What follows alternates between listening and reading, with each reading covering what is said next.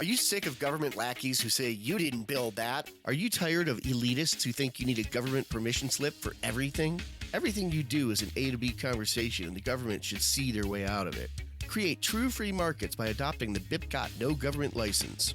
The BIPCOT No Gov license allows use or modification of any product, service, or software except by governments or government agents. Go to bipcot.org. That's Bravo, India, Papa, Charlie, Oscar, Tango.org.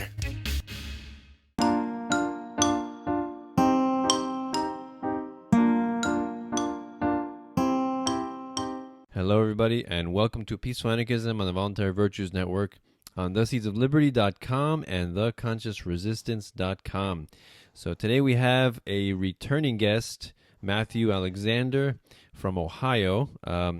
He's an anarchist and author of the sci-fi dystopia. Would you call it a dystopia? Yeah. Yeah, sci-fi dystopian, I guess, libertarian novel, Withur We. And you can find that on wither.com?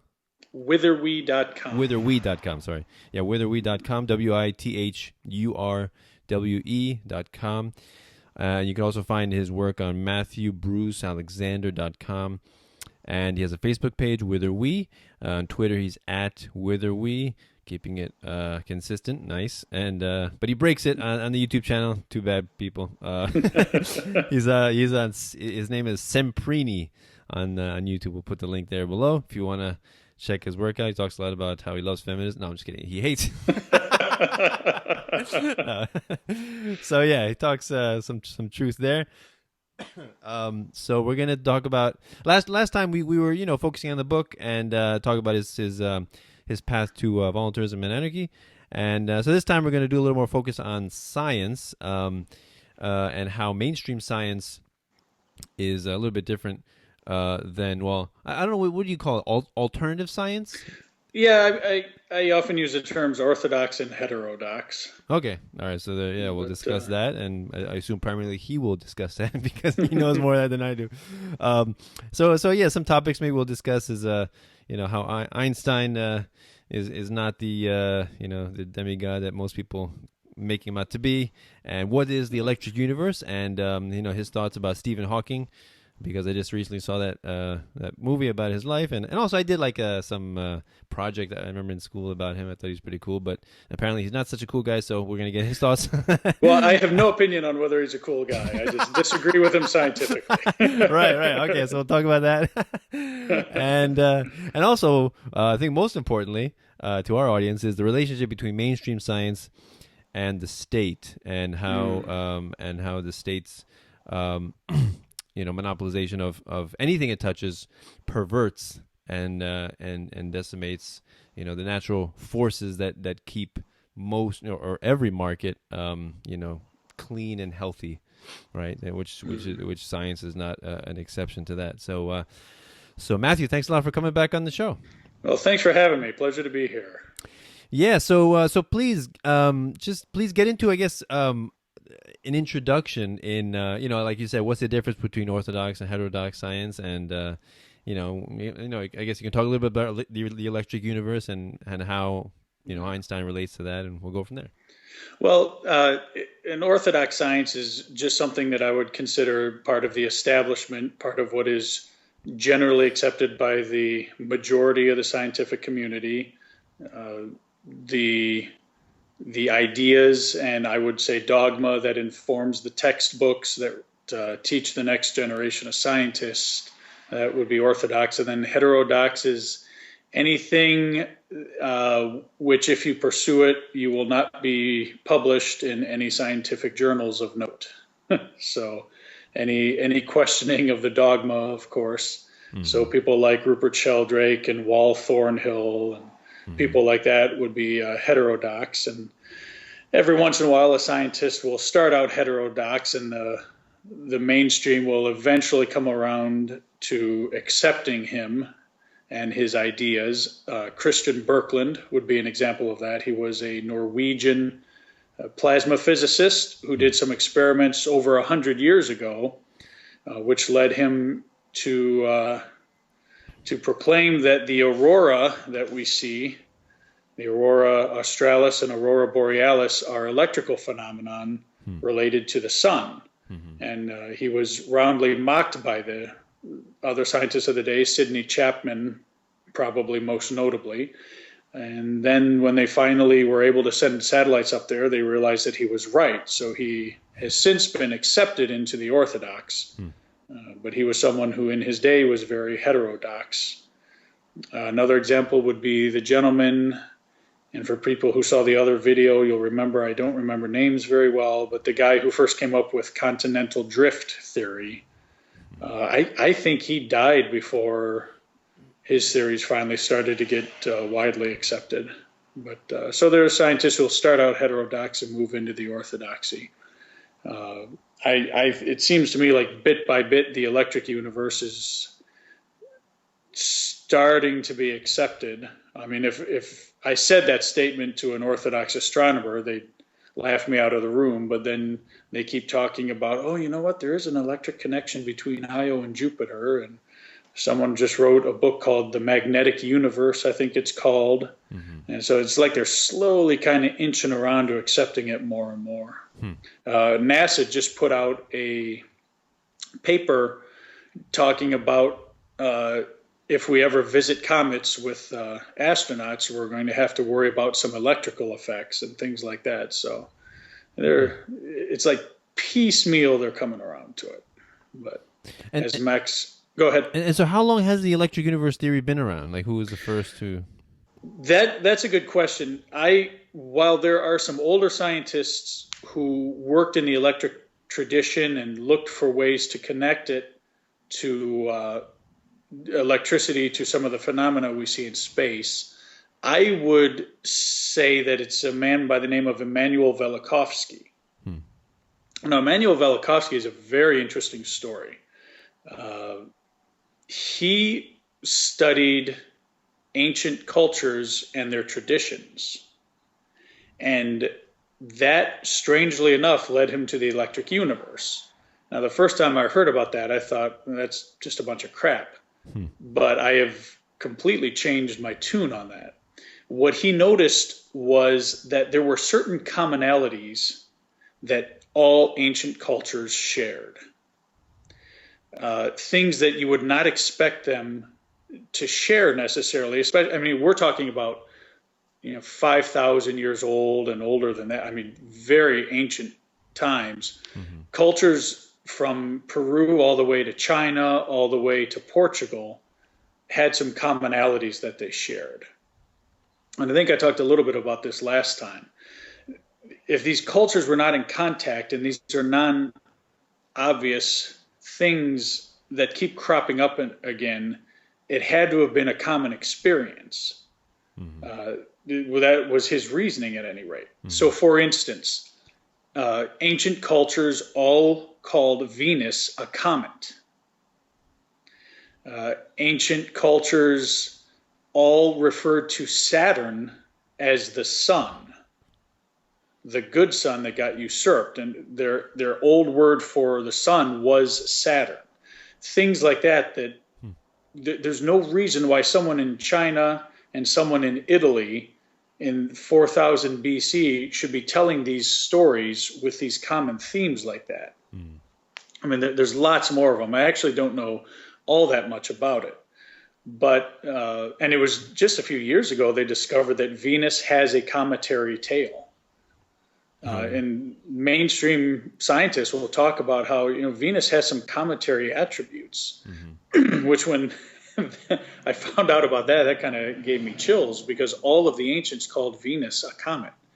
So from when he saw, he took these commonalities between ancient cultures and he figured, okay, they're all looking at the sky, seeing the same thing in the sky.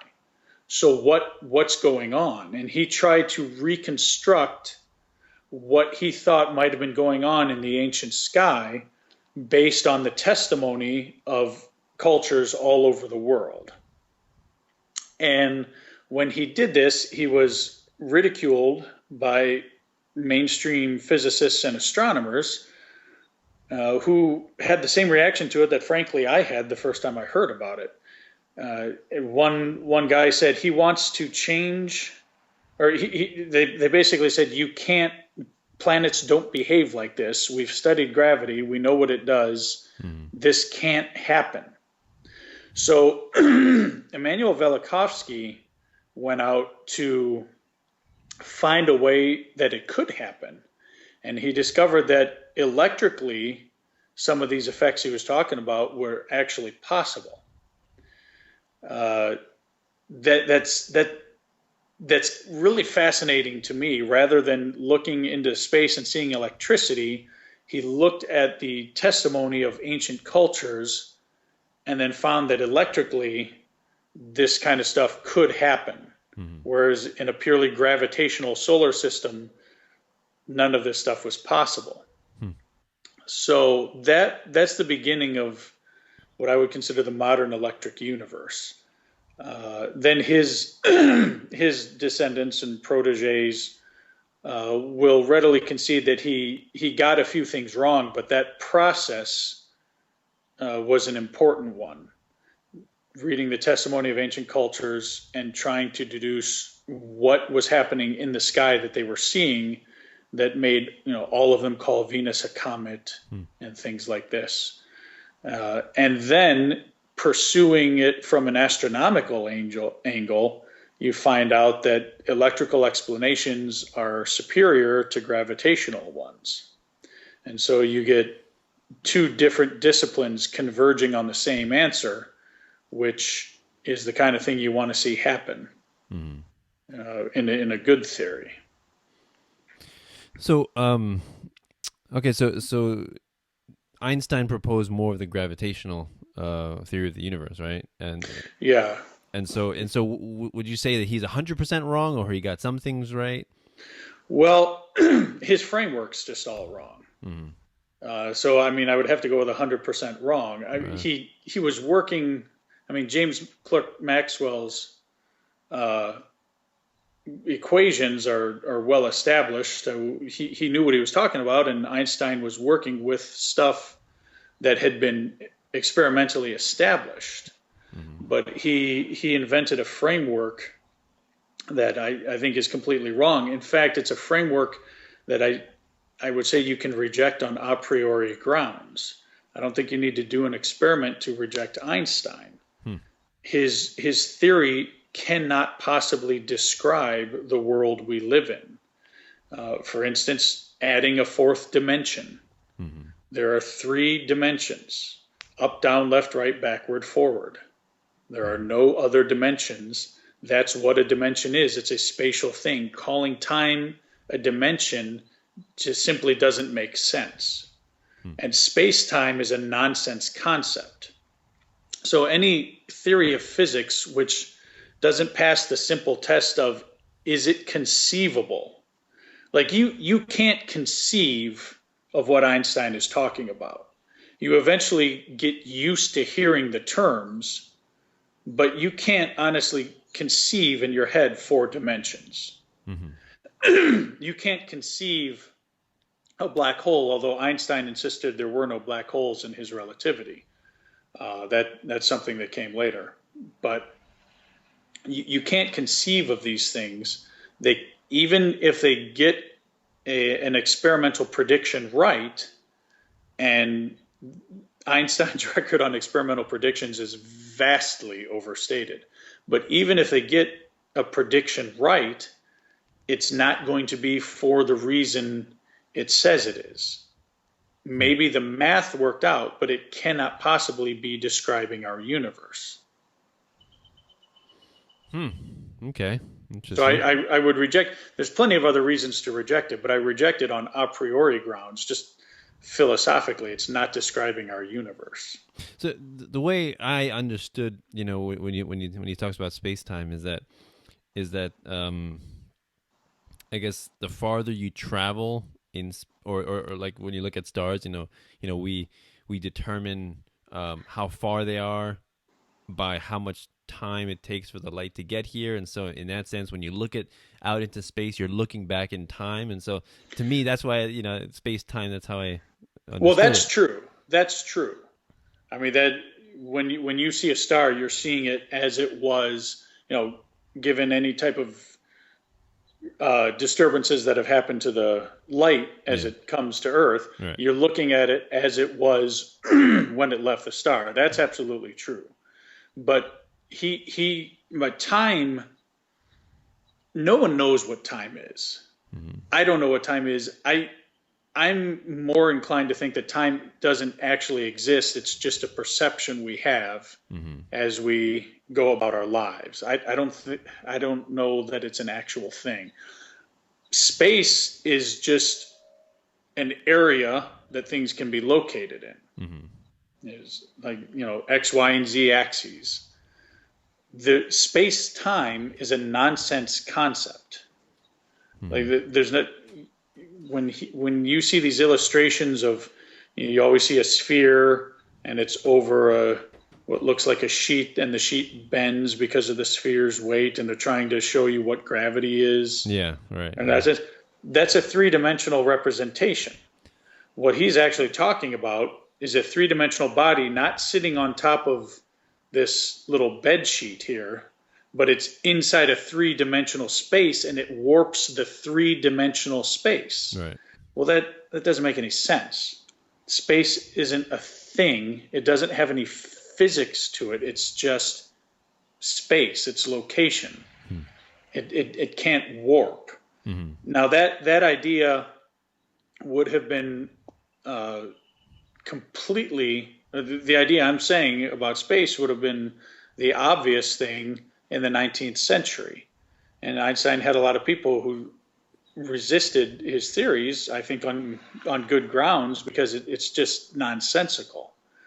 And the reason that it came to dominate, I don't know. That would be an interesting sociological study. I've read rumors of a Jewish conspiracy and all this stuff.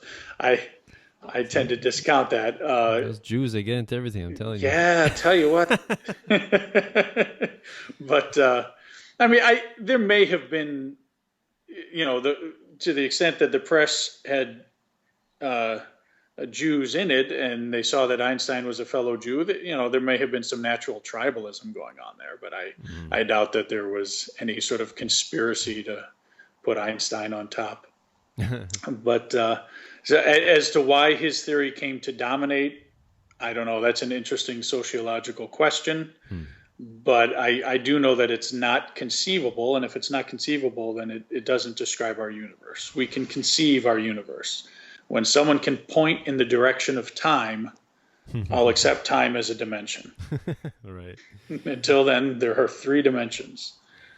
So... I want to also mention another thing that I remember reading when I read Michio books, who's another mainstream physicist. Yeah, like he talked about the idea of multiverses, and how our universe is one of many, like bubbles on an ocean, coming and going. And so what do you think about that concept?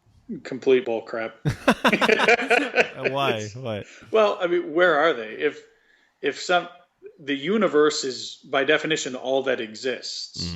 Now, what they're talking about, a multiverse, is something that we can't get to traveling in the three dimensions we know. Yeah. It's somewhere else along a different dimension. So already I'm going to reject it. There are three dimensions. If you can point to these multiverses, please do so. Let's check them out. But it's not, and this concept of the multiverse came about to solve some other problems in physics, where they said, well, if there are multiple universes and we're constantly splitting paths, then that solves some other issues there, especially issues with time travel. They say, well, if you could travel back in time and you kill your own grandmother, then you won't be born, so you can't travel back in time to kill your own grandmother, so you are born, so you travel back in time. So right. They say, well, when you go to a different timeline and a different multiverse, that's part of it. They also it also solves problems in the Big Bang, which never happened, by the way. But looking at the universe as they conceive it through the Big Bang, they think that the universe is balanced so ridiculously precariously There are certain values for constants and effects in the universe that are balanced so precariously to change them by less than a hair's breadth would lead to no possibility of life in the universe. And they say, well, that, either you got to believe in God, you got to believe in luck beyond anything we have a right to believe in, or someone's got to come up with an explanation for how we exist. How did this universe get that way? And so the multiverse solves that problem too. And you say, well, there's tons and tons of universes, and of course we wouldn't be around in one that couldn't hold life. So of course the ones that hold life are going to have the beings who grow up to wonder how they got to be in the universe. So it solves that issue, but it's a massive violation of the conservation of mass and energy, by the way. An entire new universe just springs out of nothing. That's crazy. And then it's not conceivable. Like the Mishukaku illustration that you talked about, like bubbles in the ocean. Right. But that's not what he's talking about. When you're in a bubble, you can travel in one direction, get to the edge of your bubble, go through it, keep traveling in the same direction, and get to a new bubble. Well, that's not what these multiverses are. These multiverses are somewhere else, but not a place you can get to traveling in the three dimensions. So again, he has to give you that bubbles in the ocean illustration or example, because that's something you can conceive of. Yeah. And so you at least get something of an idea of what's going on. But he can't actually explain to you what's going on because it's inconceivable. He can't actually make a model of what he's talking about because there's no other dimension to stick these multiverses in. So yeah, the multiverse is another concept that is right out, in my opinion. Let me ask you another question. So when you said that you can't conceive of it, therefore it's impossible, right? Is that what we said? Yeah. No one could ever possibly conceive of these things. They're outside the possible experience of the universe. So therefore, you can reject it on a priori grounds. So one example that he gave that I remember reading his book was a fish in a pond, let's say, who's just swimming around, and then somebody sticks their hand in and picks up the fish out of the water, and all of a sudden the fish, from his perspective, he's like in a different dimension or a different universe that he doesn't comprehend because his entire life is in water, right? That's all he knows, and that's all his friends knows. That's all anybody, all the other. So and then he comes back, the person throws him back in the water, and he's like, I was in this place, there was no water. It was so weird, and like, you're just crazy. But that's he can describe it once he's been there. Yeah. And he can tell the other fish about it, right, such that they could conceive of it. He could say, suddenly the medium that we were in became a lot less dense. Right.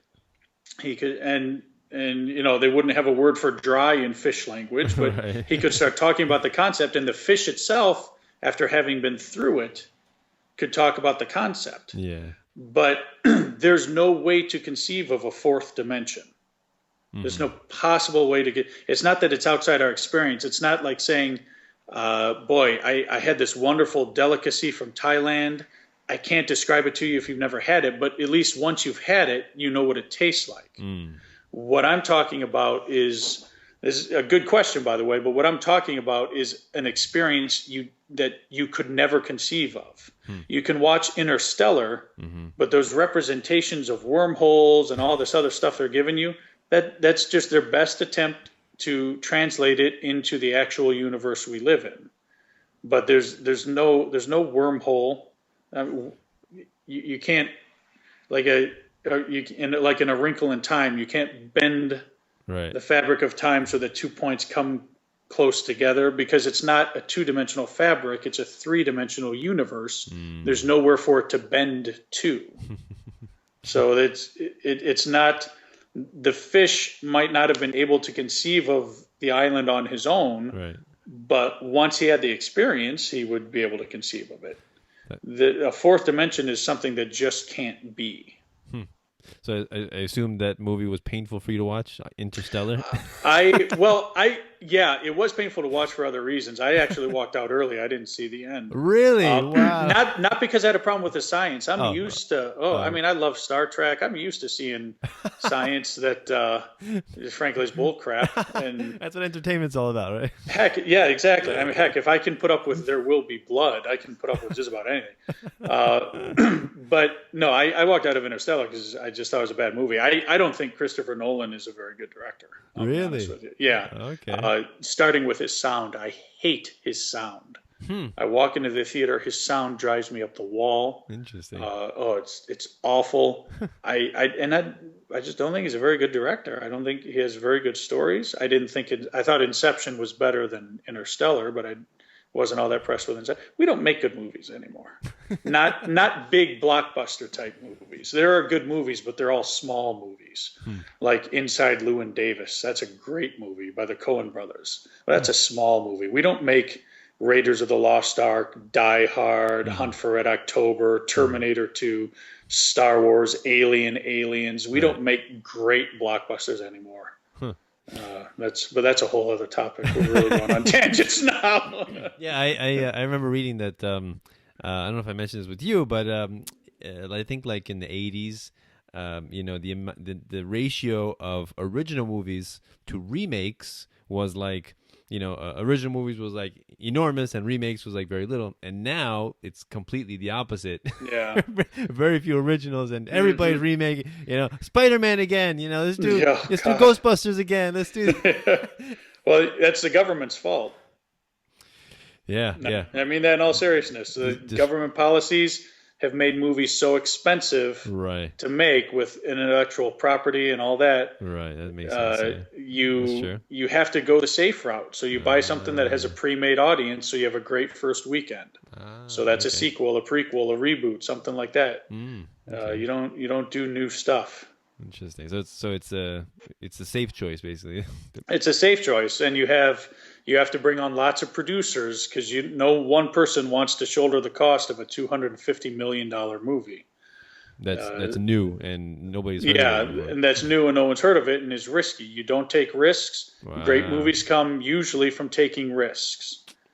And when you have too many too many chefs in the kitchen, you get the lowest common denominator. They might all have a brilliant idea for this movie, but none of them can see the other's brilliant idea, and so they wind up taking a safe, lowest common denominator approach.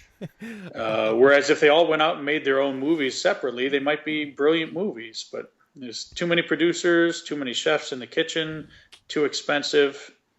See, that never ceases to amaze me how many areas and facets of life that the state perverts. Is there anything that it doesn't? Is there anything that it doesn't? Oh, it's so sad. But actually, yeah. So yeah, okay. So that's a good topic too. So I guess you answered the question about wormholes. You said that because it's three dimensional, there's no way to wrinkle it or to you can reject it. Yeah, you can reject it on a priori grounds. You don't even have to do the experiment or do the search for it. If it's not conceivable, then it's not happening. Forget it. Yeah, the first time that I heard somebody reject mainstream science was the Flat Earth people. Oh, okay, right. Yeah. And then you are the second time, and it kind of amazes me how you're so different than them, right? I assume. Yeah. I'm not into Flat Earth. Yeah, can you go into a little bit about why that's bunk? Well, I mean, there's 100 million reasons. If you ever watch a boat disappear over the horizon because it's sinking, right. Why can't you see Mount Everest from Ohio? I mean, this is the tallest mountain on Earth. We can see the moon. The moon is way further away than Mount Everest. Right. Maybe it's on the other side of a sphere. Who knows? We also have spaceships up there taking pictures of the Earth. It looks pretty spherical. You see the shadow of the Earth on the moon. And then they come around and say, it's all CGI. It's all. Well, I guess I don't know that they're wrong. I haven't been up there myself, but right. I just have a feeling it's a largely spherical planet. One of my interesting meme I saw about this was you see an ant walking on a basketball, and it says, "See, the ant thinks the basketball is flat." Also, flat. Yeah, there you go. I mean, how can? But Go ahead. Go ahead. no, I was just going to ask a flat earther, why can't I see Mount Everest? Well, I guess I've heard them say like to that question they would say like well, your eyes can't see infinitely, right? Okay. Well, why can I see the moon? Right. Why can I see that far? Right. Exactly. Well, heck, I mean, why can't I see all sorts of things? Just travel a little bit of ways, and I mean, why does the ship disappear over the horizon? I mean, yeah, that's one thing. What did they say? Like something like it's, I don't know, the horizon plays tricks on you or something. It's kind of funny. The trick is that it sinks away from you. Yeah. That's the trick. It's called a round planet. And then when they're in the plane, they're like, well, in the plane you could probably see, right? And then they're like, well, no, it's the window. See, the window has a, I don't know, concave or convex, and that plays tricks on you. So you're deceived that way as well. You got an answer for everything, I guess. So yeah, I think a good good way to think about this is that if the state like subsidizes, let's say, science research or anything like agricultural subsidies or pharmaceutical stuff or medicine. We don't reject medicine, we don't reject agriculture, we don't reject science, but exactly, so it has nothing to do with those areas. It's really the state that just comes in with all the coercion and violence and just changes everything, and makes it into something, inefficient and worthless. Science is a process of unlearning what you think you know and proceeding down a different path. And that is an inherently non-conservative process. Mm. With government involved in science, you get institutions which are inherently conservative. Right. And that is a short explanation for why science is in the state it's in. Science used to be done by the odd genius here and there who had a vision of his own and he followed it. Mm-hmm. You can draw a parallel between bad movies and bad science. Mm-hmm. Rather than have a whole collection of producers, get one who has a vision and let him go with it. Get a director with a vision and let him go with it. Same thing in science. Get someone with a vision, let him go with it. And if he's wrong, well, that's his problem. But the advances in science come from that. Now you have institutions which have become dogmatic. They have paradigms that you're not allowed to go outside of. Mm-hmm. And they preach to you about the scientific method, but they don't follow their own scientific method. Mm-hmm. I mean, there's no such thing as a falsifying observation anymore. If you don't accept a falsifying observation, you're not doing science. Mm-hmm. It's been documented by many different people how dangerous it is to have contrary opinions in science. You won't get published, you'll be shunned, you won't get funding. Mm-hmm. Scientists are human beings, and human beings are social creatures. And there are some benefits to being social creatures, but there are some downsides. People tend to defer to the charismatic individual of the group. Yeah. Even if they're scientists, even if they're trained, they will still. I've read accounts of string theory that it was going nowhere until the mid 80s when a highly respected physicist actually got interested in it, and then all of a sudden it took off. Because now that one of the alpha males decided that it was okay, then everyone stampeded towards it. That's not scientific behavior. That's human social behavior. Right. You have deference to the charismatic individual. You have conformity, a desire for everyone to be on the same page and agree. And if you don't, you get cast out. All of that stuff is part of human social culture, and it's not good for science. Now, I'm not saying I want totally isolated scientists. I mean, you can collaborate and work together, but we have conservative institutions now. We overproduce PhDs so that there's tons of people going after a few slots, which means you have to kiss the butt of the person who's deciding which slot you're going into, which means you have to take their theories and accept them. And that's how you get your PhD. That's how you get your position afterwards. That's how you get tenure. And it's just a mess. It's not a good environment for science to work in. We see this with climate change, which used to be called global warming until the Earth stopped warming, and now they call it climate change. You see it with Einsteinian physics. You see it all over the place. And sometimes it just takes a huge slap in the face for people to finally realize, oh my goodness, this outsider here had the right idea.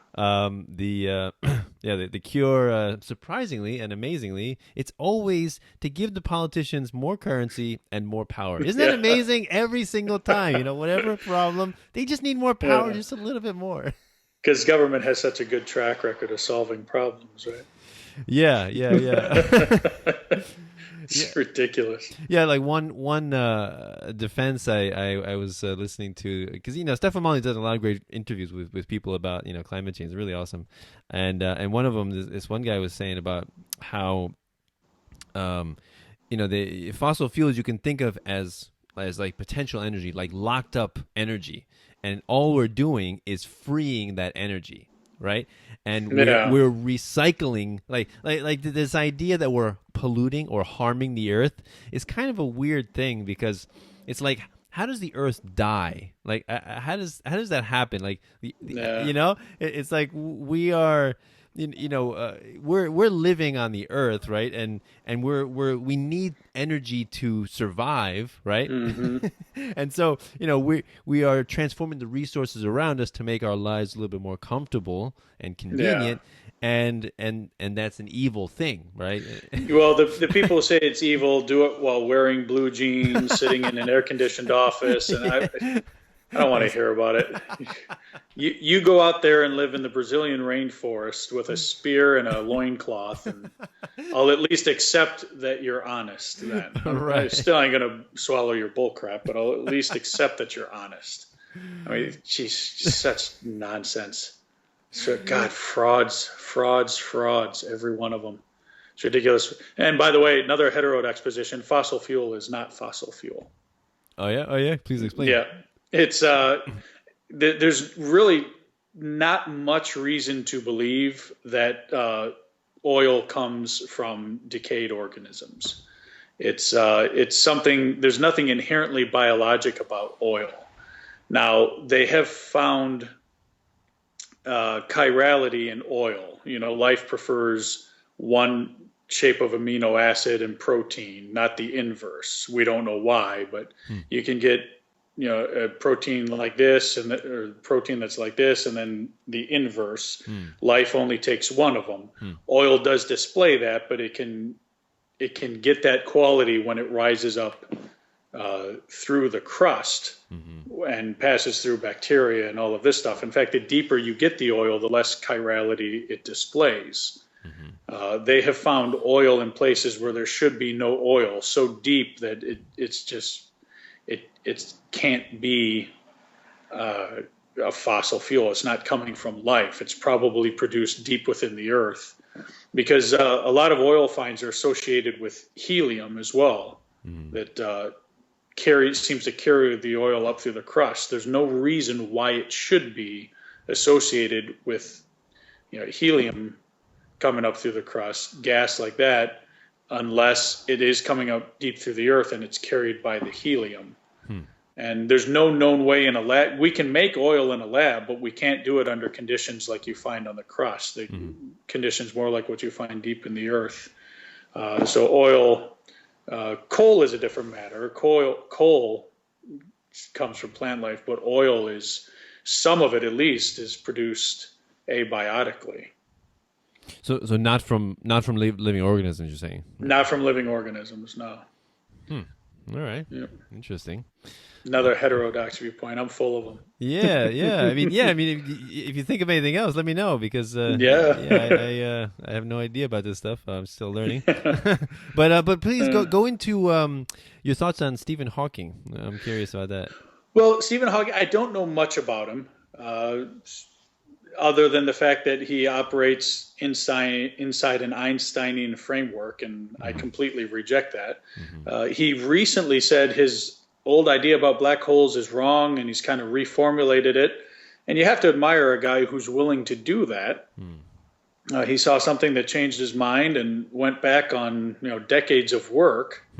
So I admire that sort of dedication that he has, but he's just operating in the wrong framework, which is Einsteinian. There are no black holes. Again, what does it mean to have infinite mass or infinite density? Because all your mass is compacted in a point that's got. I mean, it's silly. It's not conceivable. There was an experiment back in 1887 called the Michelson-Morley experiment. Have you heard of it?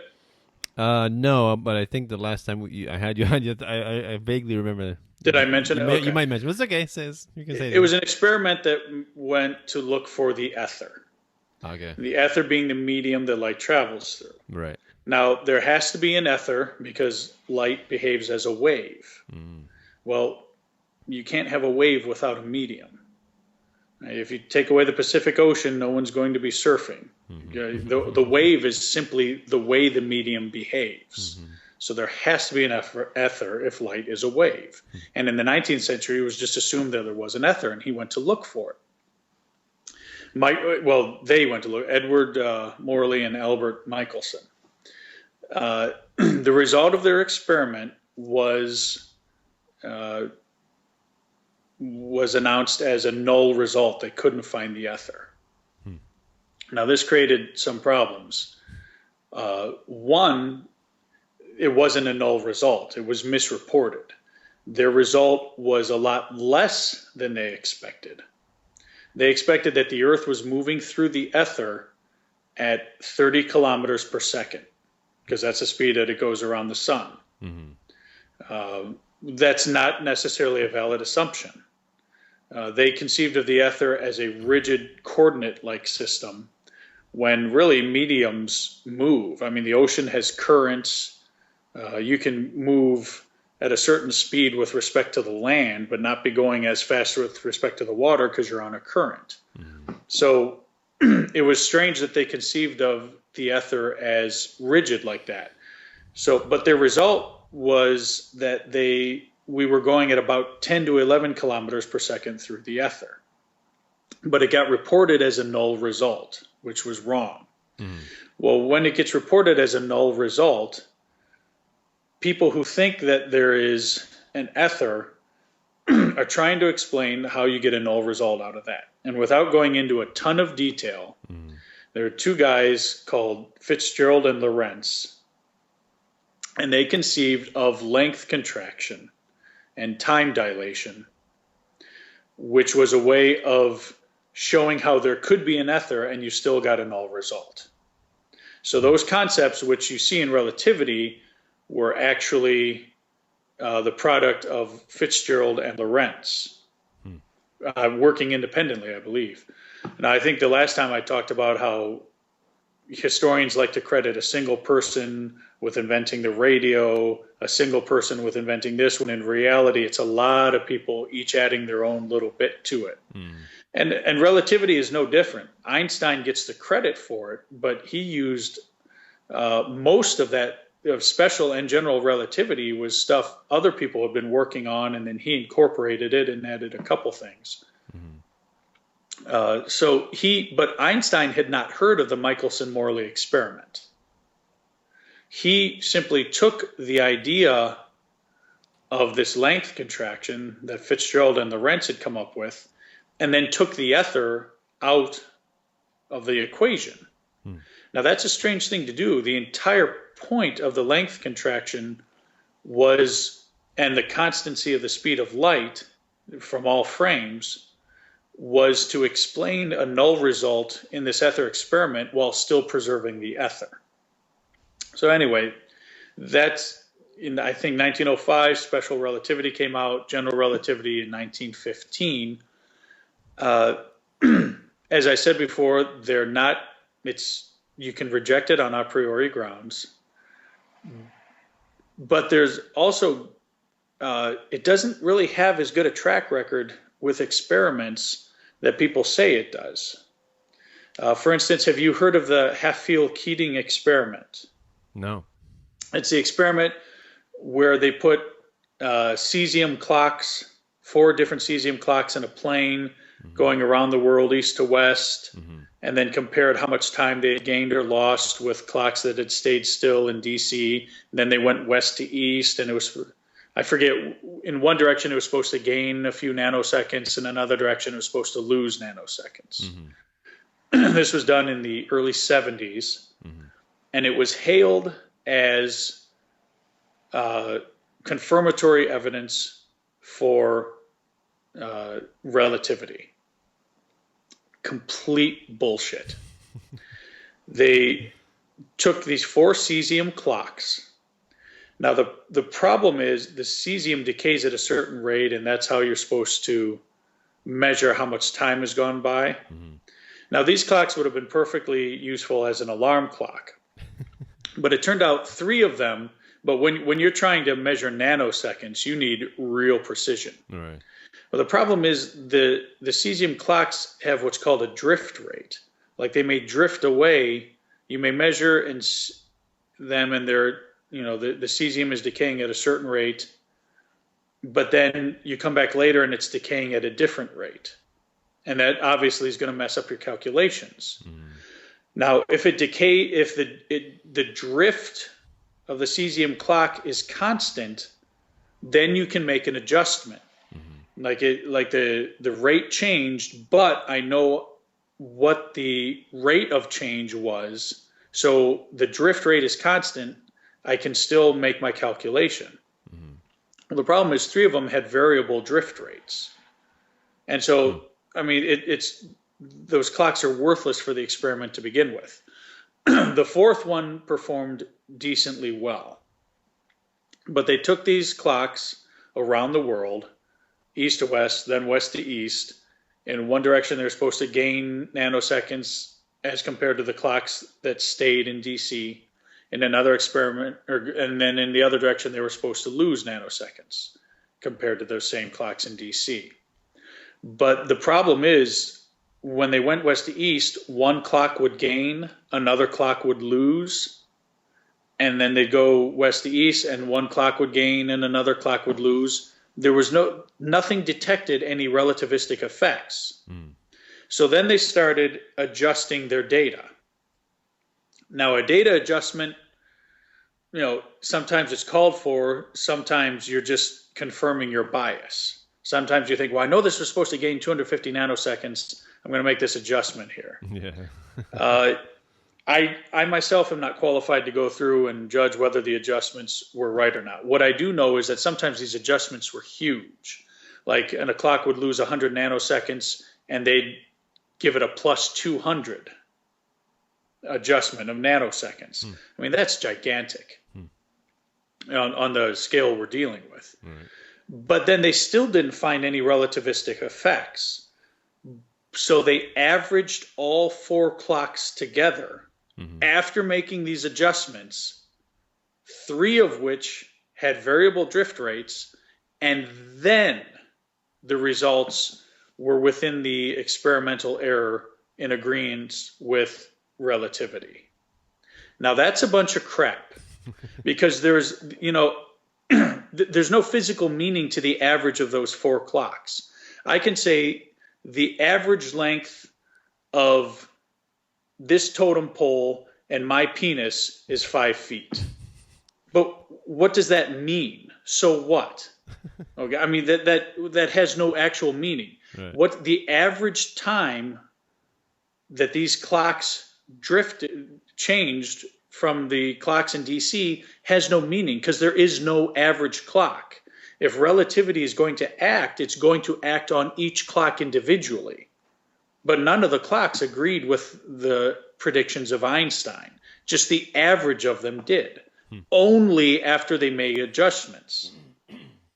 Now, 3 of the clocks I said had variable drift rates. 1 performed tolerably well.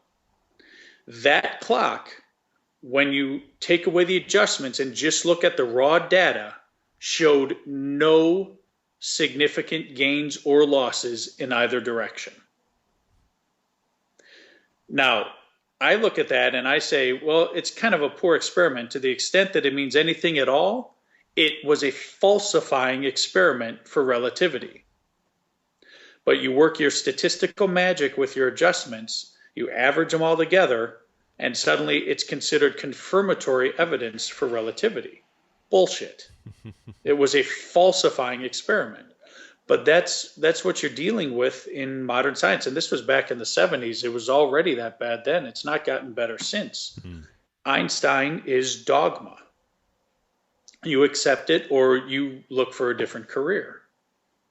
Right. And they don't accept falsifying observations. In fact, one of the, I don't know if this was a letter or something, but one of the guys working, either Keating or Heffield, I don't know, wrote to his companion before they released the results, and he said the discrepancy between theory and observation is disturbing.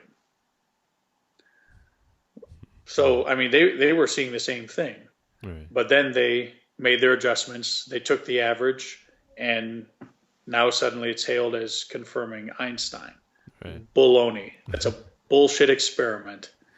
To the extent that it did anything at all, it falsified Einstein. It reminds me of a meme I saw recently, which is it's like new study paid for by Pepsi. Pepsi is more healthy than water.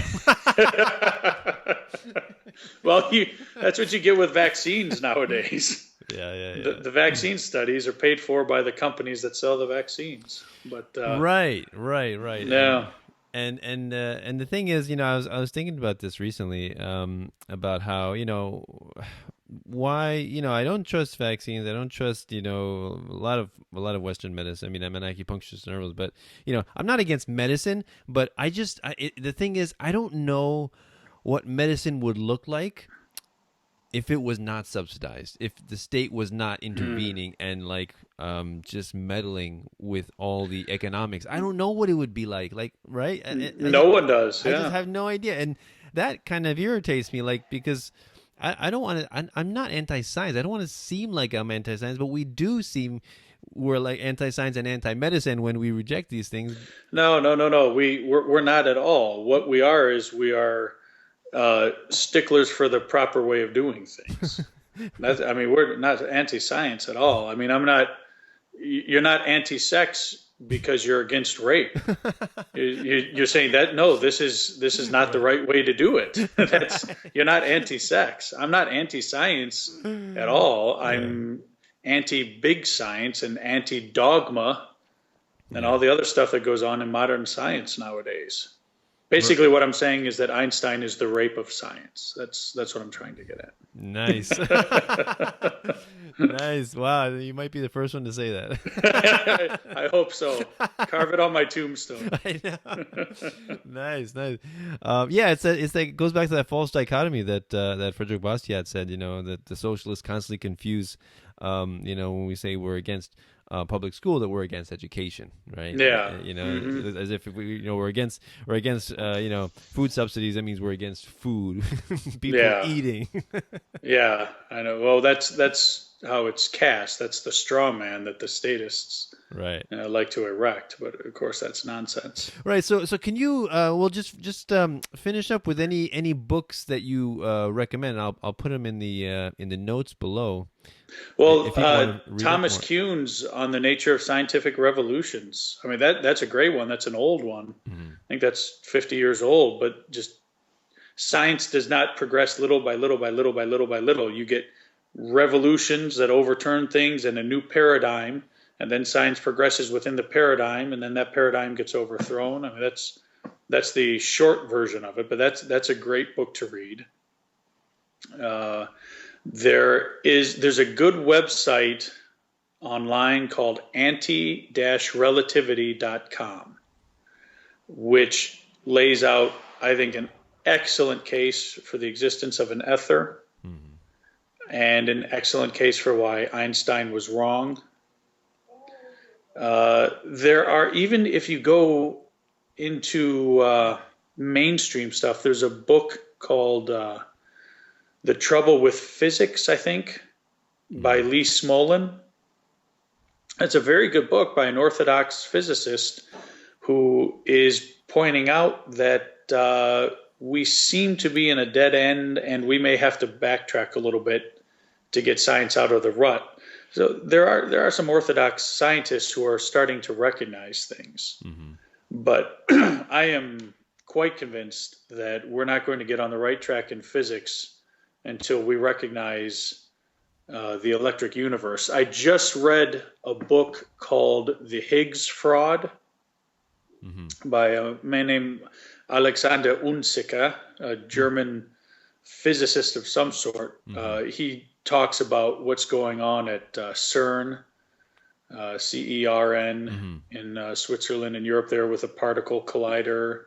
And that's an even bigger mess than I realized. The book itself, he's not a great writer. I think he needs a good editor to work with him on the book itself, but there's lots of great information in it. The Higgs boson was not discovered.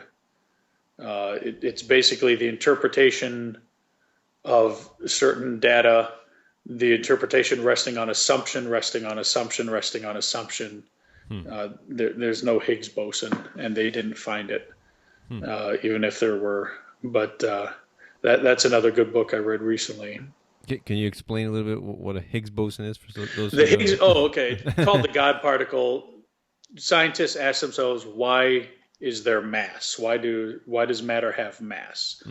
And a guy by the name of Higgs came up with the idea of the Higgs boson, which was a particle that would, the field which created by this particle then would interact with mass, or with matter, in such a way that it would give it mass. And it's part of the standard model of physics, which is a mess.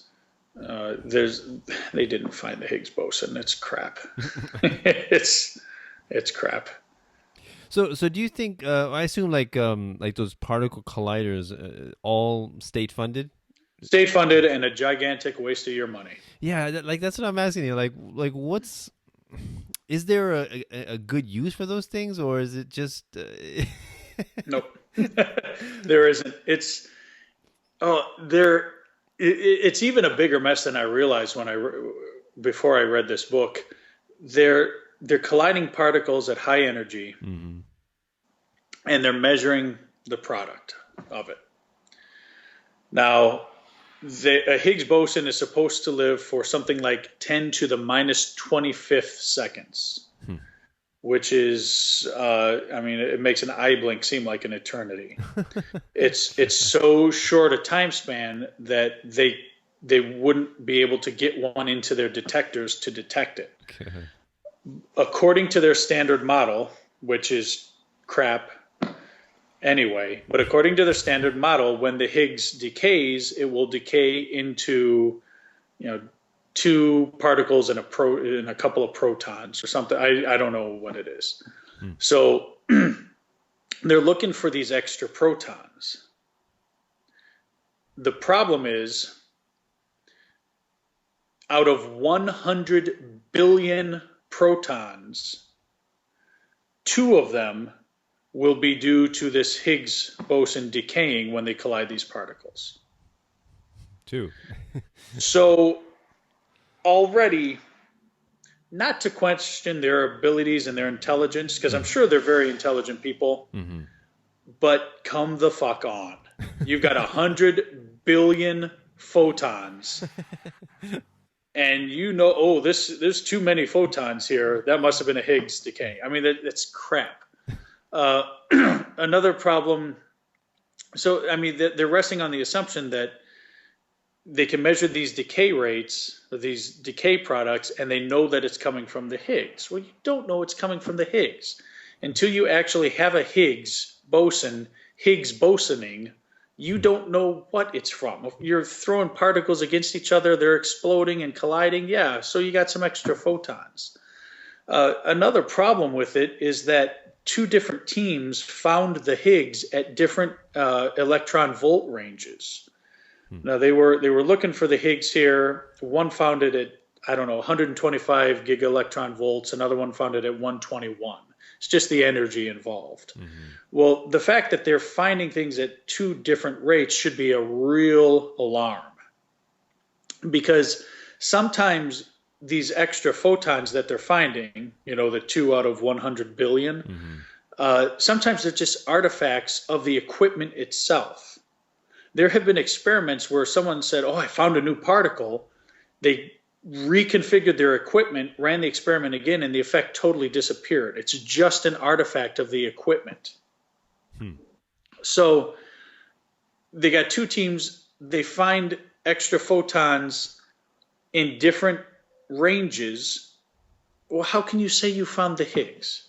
I mean, it's just crap. The experiment is not repeatable. It's not like they're going to build another CERN somewhere else and run the experiment again. To the extent that it was repeated by these two separate teams working at CERN, they came to different results. And even if you have the photons there and can be sure of it, and it's not an artifact of the equipment, you don't know that it came from a Higgs. You found extra photons. Great. You don't know that they're the product of, there's nothing. It's not like the Higgs leaves a residue on the photons. You don't know where it came from. I mean, and there's no one who can explain to you the whole process of what goes on at CERN. There's something like 10,000 physicists working there. I mean, it's a make-work product for people with all those extra PhDs I mentioned earlier. Right. What are you going to do with them? Well, fuck it. Let's build a particle collider. We'll employ 10,000 of them, and they can stop whining. Well, there's 10,000 people working there. No one oversees it. It grows organically on its own. There's no single person who can tell you all of what goes on at CERN and can oversee the project. I mean, the whole thing is such a huge government disaster. No, they didn't find the Higgs. I like the term government disaster. I think that's a redundant phrase, right? Yeah, it sure is. Well, there can be disasters that aren't government, just I suppose. Well, yeah, that's true. But if it's government, it is a disaster. Yeah, like private property is a redundancy. Yeah, there you go. So please, if people want to follow your work, so let them know how they can plug your sites again. Yeah, withurwe.com, WITHUR.com, WE.com. Where you can pick up a copy of my book. I've been saying this for a while, but I really mean it this time. My next book is going to be out soon. The Preferred Observer, which deals with why people believe what they believe and how they can fool themselves, and how seeing isn't believing, believing is seeing. So related to these science topics I'm talking about.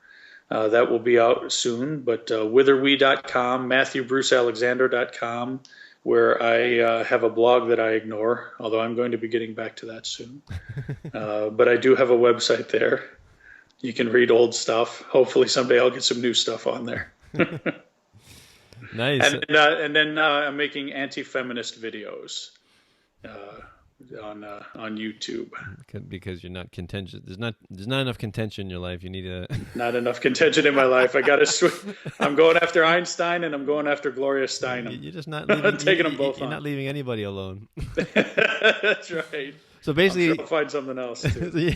So basically, when you said, would you say believing is not seeing? You said seeing is believing. No, seeing is not believing. Believing is seeing. So you have to see. You see what you already tend to believe. Confirmation bias. And you got to be real careful about that. And it can affect scientists just like it can affect anyone else. Yeah. Right. Okay. Yeah. Awesome. Excellent. Awesome conversation. Great information. Thank you. This is like all new to me, so it's awesome to hear. I really appreciate it. So if anybody wants to donate to my show, you can do so through Bitcoin, PayPal or Patreon. The links are in the description below. Patreon.com/peaceful anarchism to help me out. $1 per show or $1 per month. I ask is all I ask. We are capitalists, so we respond to monetary incentives, right? In the end, absolutely. we do this. I do this in my spare time, my free time, but it's not free, right? Because whenever you devote yourself to something, there are opportunity costs, right? There's always a cost for everything that you do. But yes, I love to interview various fascinating people like Matthew here, and I would love to do so. And monetary encouragement is always encouraged and appreciated. So thanks a lot, Matthew. Wonderful conversation. Really appreciate it. Thank you. Thanks for having me. No problem. So this is Peaceful Anarchism on the Voluntary Virtues Network and theseedsofliberty.com and theconsciousresistance.com. Wishing everyone have a wonderful day. Take care. Bye. Cell 411 is a free app for Android and iOS that replaces government-controlled 911. Cell 411 allows you to preset a group of friends or private organizations to show up in any emergency. Cell 411 is a nightmare for the state because it proves their so-called services aren't needed. Cell 411 has had thousands of installs, and of course it's covered by the BIPCOT no government license. Cell 411 because your friends won't shoot you when you're in trouble. Without the government, who would build the emergency services? You and Cell 411. Get it today at getcell411.com. That's getcell411.com.